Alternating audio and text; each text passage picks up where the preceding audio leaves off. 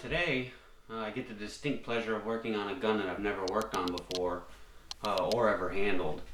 Someone I know has a Ruger LC9, and he's actually a right-handed shooter that's left-eye dominant.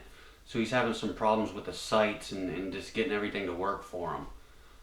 So, you know, I offered up some free service to him to adjust the sights more to his liking, to help him shoot out a little bit better, just because I haven't got a chance to really play with them. Even the LCPs I really haven't had a chance to play with.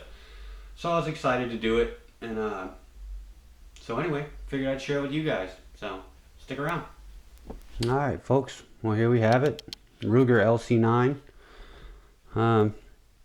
You know, pretty straightforward, dovetailed sights. One kind of little interesting thing I noticed is you know, versus like an XD or something like that where the dovetails are notoriously tight. What Ruger has in here for this rear sight is just a little set screw that's actually creating the tension, so the dovetail's kind of loose. So this should really be pretty easy to move around. Cool little gun, you know, small. Good sights from what I can see.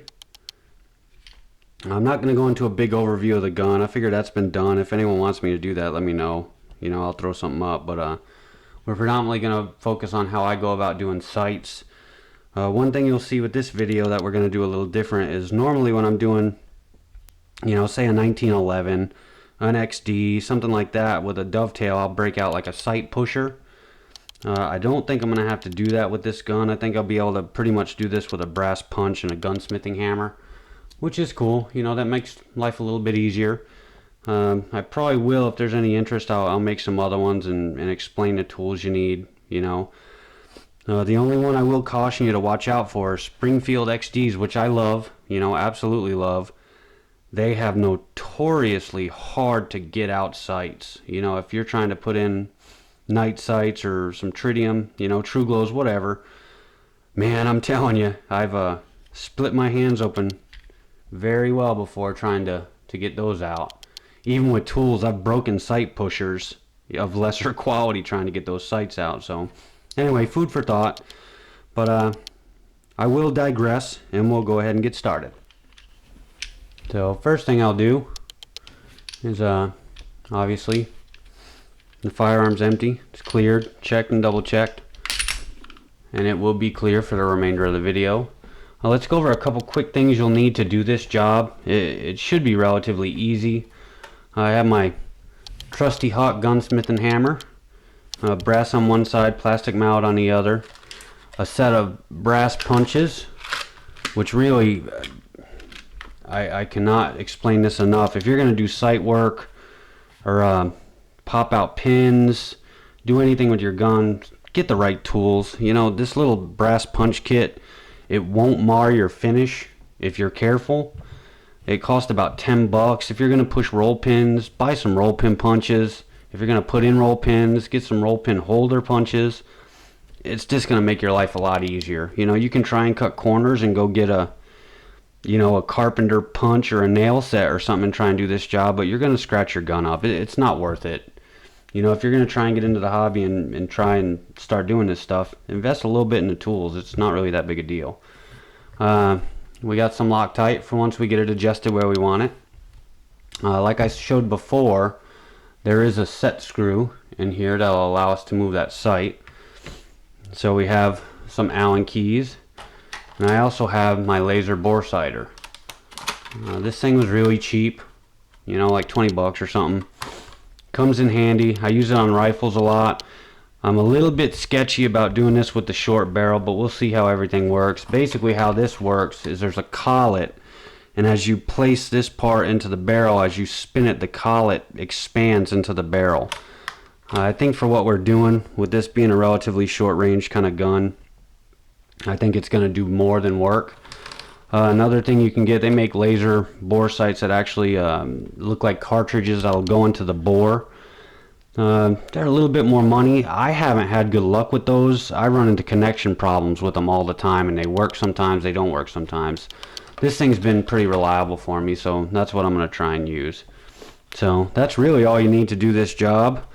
Another thing you could possibly get if you were doing this on a more regular basis with different guns are some action blocks.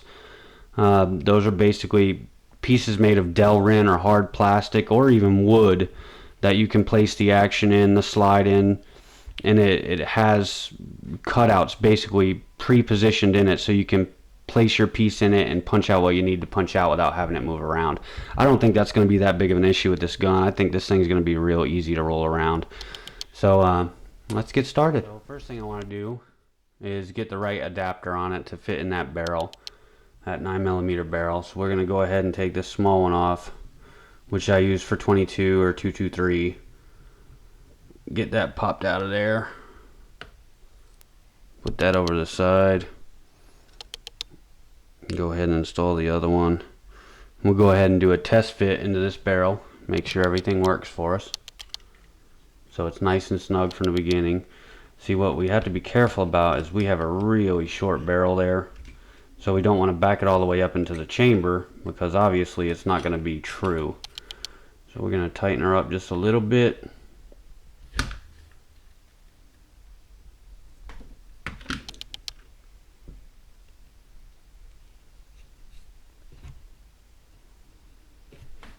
And go ahead and give it a pull back and see how close we are to the chamber.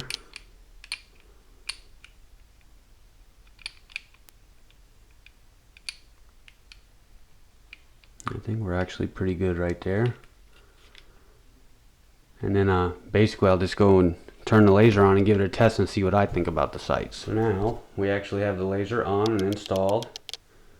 We can go ahead and try and line up our sights. You can see we have just a little bit of weirdness there. So it looks like your point of impact will actually be a little bit high on this. But remember, we're working on this gun for a left eye dominant right-handed shooter, so he actually wants his sight to cant a little bit that way. So even though right now I think this is actually probably pretty good, we're going to adjust that windage a little bit for him. So the first thing we got to do is loosen up the set screw in the rear sight. So actually you can see a little bit of the old Loctite on there. That was easy enough. Sometimes you might have to apply some heat. I'm going to go ahead and take this set screw all the way out. That way when I reinstall it I can put some new Loctite on it. So another thing that comes in handy too, just as a pointer, if you're using punches or something, you know, we try and find an old piece of leather or an old piece of cloth that's kind of sturdy that you can put between your punch and the work. That's just something, as I was apprenticing, that someone showed me after I made a couple flubs the hard way. But he used to get his wife's old purses, cut them up. I don't suggest you do that unless you have permission, but you know, it's always good to have something there in between the work and your tools if you can. So now that we've got that out, we're gonna go ahead and try and can it to one side a little bit. So we're gonna do probably just a couple quick taps with the punch. As you can see, the sight, in my opinion, is fairly centered, but obviously he does want to cant, so we're gonna do what the customer asks. Field strip this gun real quick, just so we're working with the slide. One thing you have to be careful of when working with any kind of punches, especially on polymer framed guns, is even though those brass punches might not mar steel or bluing, they will mar you know, polymer. This gun, I believe, is a glass impregnated nylon, so you could definitely gouge this if you aren't careful. So we're going to go ahead and break it down. The first thing you want to do is just pop this takedown lever, which we can do just with a simple Glock tool. Get it pressed down, and then you have exposure to the takedown pin right there. At this point you'll need a small punch. Ruger actually supplies you with a key to do this, but you know, a very small punch, anything that'll get it pushed through there. You'll see how we can pull that slide back just a little bit to have exposure so that takedown pin can come out. And then we'll just pop it right out. And at that point, your slide's going to come apart from your frame. So you got your guide rod, your barrel. Get these out of the way, and we can go ahead and go to work. So at this point, we have the slide off. We'll go ahead and get our brass punch, our trusty piece of fabric, leather, whatever you got. And we can see that this dovetail is actually quite wide, and we actually have a spot right here where the sight looks pretty fortified. That's where I'm going to attack it right there. It should be relatively easy to push through, so we'll get our little hammer and we'll give her a shot.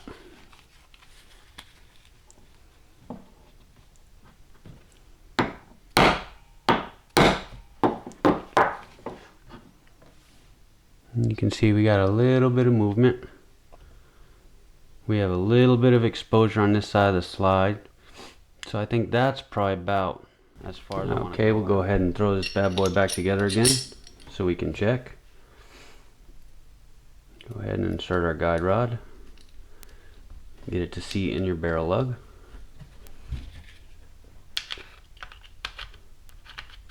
Get the slide back on the frame.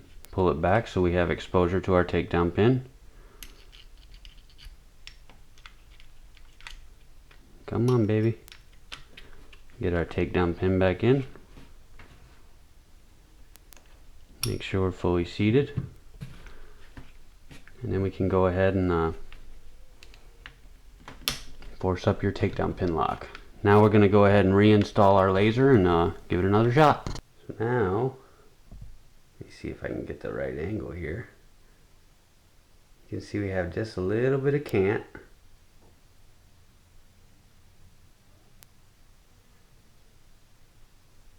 That should work for what he's looking for. I know it's kind of difficult to see here trying to hold the gun like this for you to line it up, but it looks like it's gonna work. One thing I did notice about this gun as I was working on it is the feed ramp is just gritty. So I probably will do another video of taking this down, doing a ramp polish on this gun. That'd probably enhance it a little bit. The gentleman that owns this is his carry gun, so we definitely want to see if we can do some improvements for him there with reliability. So that's about it, guys. That's the simple, quick, and easy way to adjust sights. Obviously, I'm going to put the set screw back in now that I think I have it where he wants it. We'll Loctite it down, and she'll live to shoot another day.